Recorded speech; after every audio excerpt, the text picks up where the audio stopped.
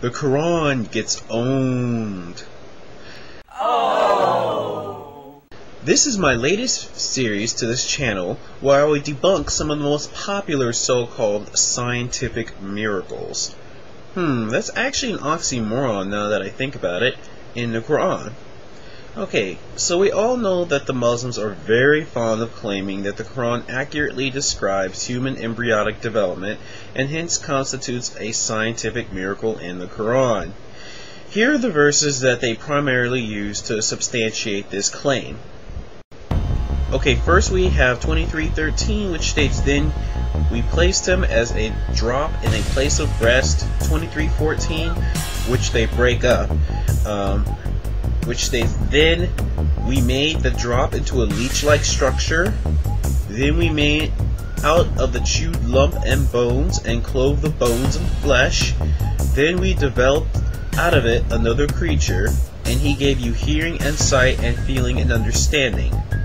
Then we have 32:9, which states, "Then out of a piece of chewed flesh, partially formed and partially unformed, and we caused whom we will to rest in the wombs for an appointed term." Then 39:6, which states, "He makes you in the wombs of your mothers in stages, one after another, in 3 veils of darkness."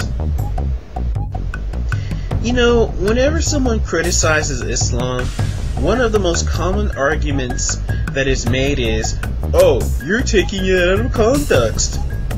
Yet, context seems to go out the window when talking about miracles. For example, in 23:13 is a common verse to use, but what they fail to quote is the verse right before it, which is 23:12, which states, "Verily we have created man from a product of wet earth." Now, anyone with even a marginal understanding of embryology or science should know that this is wrong. There's absolutely no stage in which the embryo is a product of wet earth. They also conveniently left out 86:5-7, which states, "Now, let man but think from where he is created. He is created from a drop emitted proceeding from between the backbone and the ribs." Now, hopefully everyone knows that semen does not come from between the backbone and the ribs, but from your testes. Now, the most common Muslim defense to this is, "You don't know Arabic! You don't know Arabic! You don't know Arabic!" What that actually meant was the blood that makes the semen comes from the ribs. But this can easily be debunked if we look at the tafsirs. In case you don't know what tafsirs are, they are interpretation of what the verse actually meant, written by Muslim scholars who live closer to the time of Muhammad. They base their interpretations on the sayings of Muhammad, his family, and friends, and as educated scholars, their command of the Arabic language was exquisite. In other words, these people actually knew what they were talking about. Anyway, if we look at Tafsir bin Kathir, it says, "He was created from a water gushing forth," meaning the sexual fluid that comes out bursting from the man and the woman. Thus, the child is produced from both of them by permission of Allah. In other words, nut, not blood. So from these two verses alone, we already know that the Quran is off to a pretty poor start. But let's ignore these two verses and go on to the verses that Muslims love to quote when talking about embryonic development. 23:13. This is actually rather easy to debunk. The Muslims claiming that this verse is miraculous often translate it as, "Then we placed him as a drop in a place of rest," which assumingly means the embryo is resting in the womb. Oh, well, that sounds right. However, if we look at those good old tafsirs again, we see a different story. Let's go to Tafsir al-Jalailin, which tells us that the verse actually meant, "Then we made him, namely man, the progeny of Adam, a drop, a sperm drop, in a secure lodging, which is the womb." I'm not aware of any period in which the embryo is a drop of semen sitting in the uterus. But then again, I'm not well versed in Arabic or embryology, so maybe I'm wrong. Next verse. 23:14. The ones propagating this idea of the Quran containing modern embryology like to translate it as, "Then we made the drop into a leech-like structure. Then we made out of the chewed lump bones and clothed the bones with flesh. Then we developed it out another creature. And he gave you the hearing and the sight and the understanding." Okay, first of all, we don't even need to go into the tafsirs to know why this is wrong. We know that the bones are not there at all when the muscles and skin begin to form.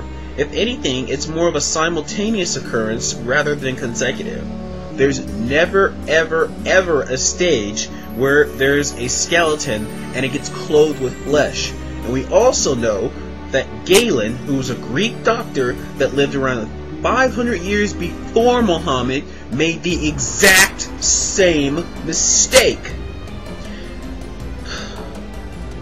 Now, many of you may be saying, well, how did Muhammad get this Greek knowledge? I'll give you a name. Harith bin Kalada. He was close to Muhammad. He was even the one who designated Abu Bakr's illness due to poisoning.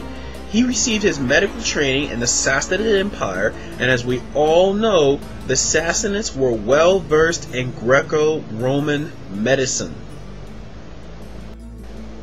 Okay, next verse. 32:9. Then out of a piece of chewed flesh, partially formed and partially unformed, and we cause whom we will to rest in the wombs for an appointed term. Okay, yeah, if I need to explain to you why this isn't a miracle, then I've got nothing for you. Next verse. The final verse, often touted to prove the miraculous nature of Quranic embryonic development, is 39:6. He makes you in the wombs of your mothers in stages, one after another, in 3 veils of darkness. Okay, the idea of embryonic development occurring in stages is nothing new. And for those of you who have been keeping up, should already know where he got this from. The Greeks. Hippocrates and Galen both describe embryonic development as occurring in stages. Well, that's enough ownage for one day. Stay tuned for more debunking of so-called scientific miracles in the Quran in my series, The Quran Gets Owned.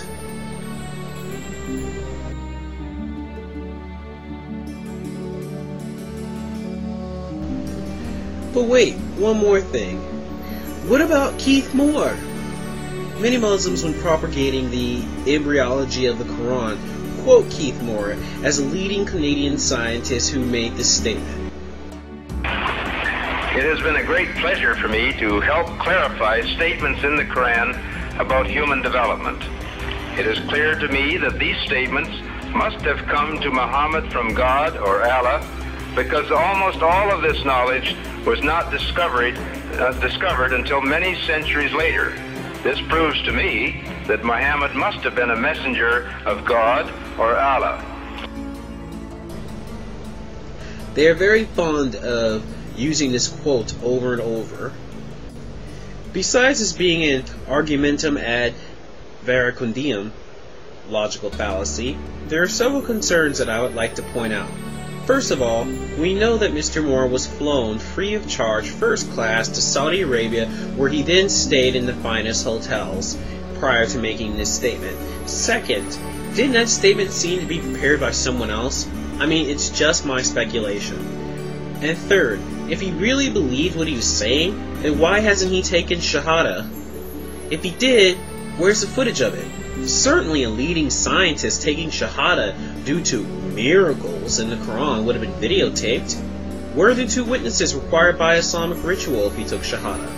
It all seems a bit fishy to me, if you know what I mean.